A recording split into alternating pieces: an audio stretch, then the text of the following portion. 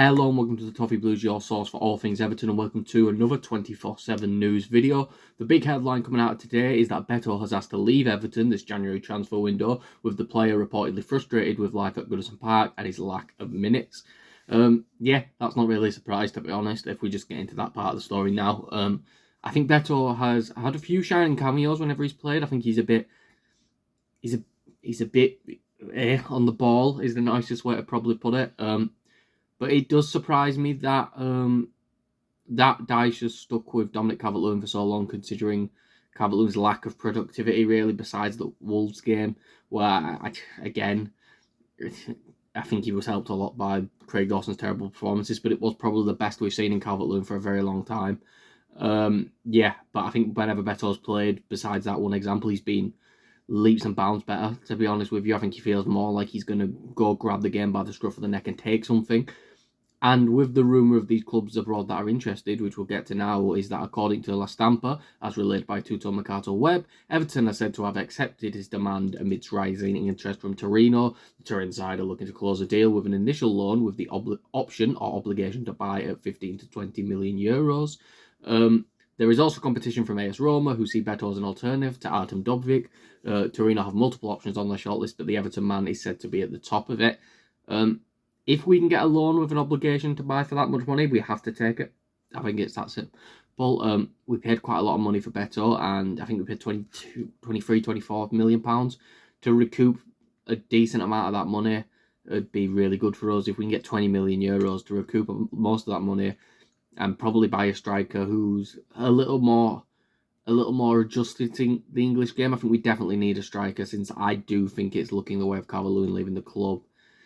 I mean, if he can perform, I don't really see where the interest is going to lie if he just can't seem to perform. But yeah, I think it's an interesting one where we have to see. But I do think it's one of those where if the offer is there for Beto, I think we should definitely accept it. I don't think Beto's a bad player by any means, and I think Beto could actually play really well for us in the system we do play.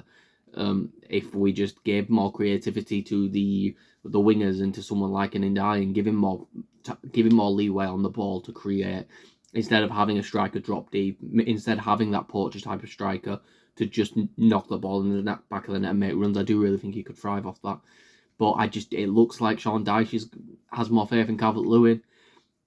And after Broyer's really promising cameo with Chermiti coming back, is it one of those things where we've got two younger options here?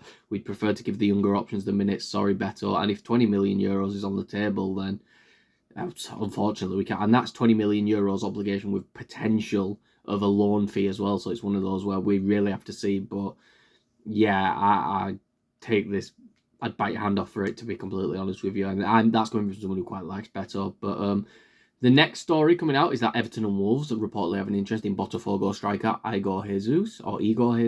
According to Brazilian sports site URL, Everton and Wolves are interested in signing the 23-year-old. Igor joined the Brazilian club in July after his deal at Shabab Al Ahly expired, and he signed a contract until December 2027. He scored 8 goals and got 5 assists in this season in all competitions, which also included a contribution to Botafogo winning the Brazilian Serie A yesterday after a win against Sao Paulo.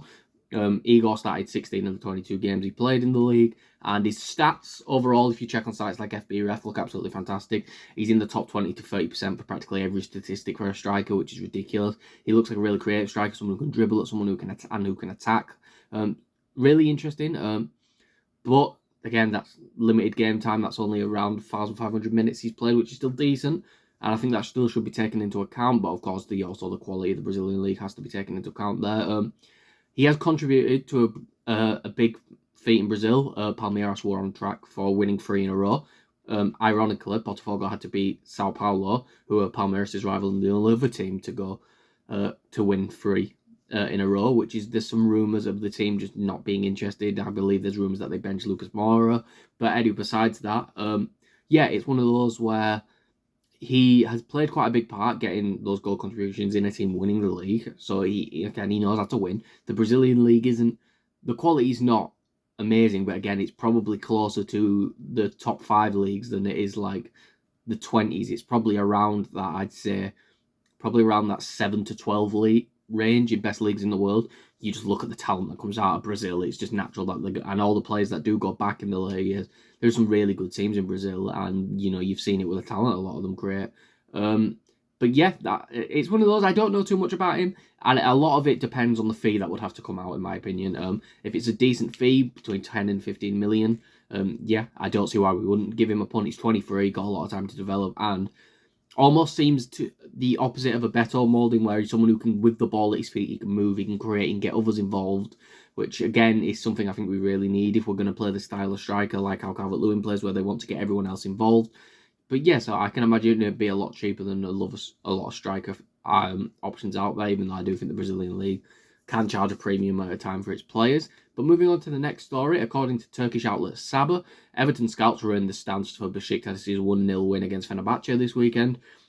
It's understood that they were watching Fenerbahce's wide player Oğuz Aydın, who played the full 90 minutes on the right wing. Aydın has enjoyed a productive start to the season, netting 3 times while laying on 1 assist in just 5 outings. At only 24 years old, he's comfortable on operating at both wings and has even piled his trade at left back, so he'd be an extremely versatile option for Everton. Lille and Lazio also sent scouts to watch Aydın. This is one where I don't really know. I feel like wingers from Turkey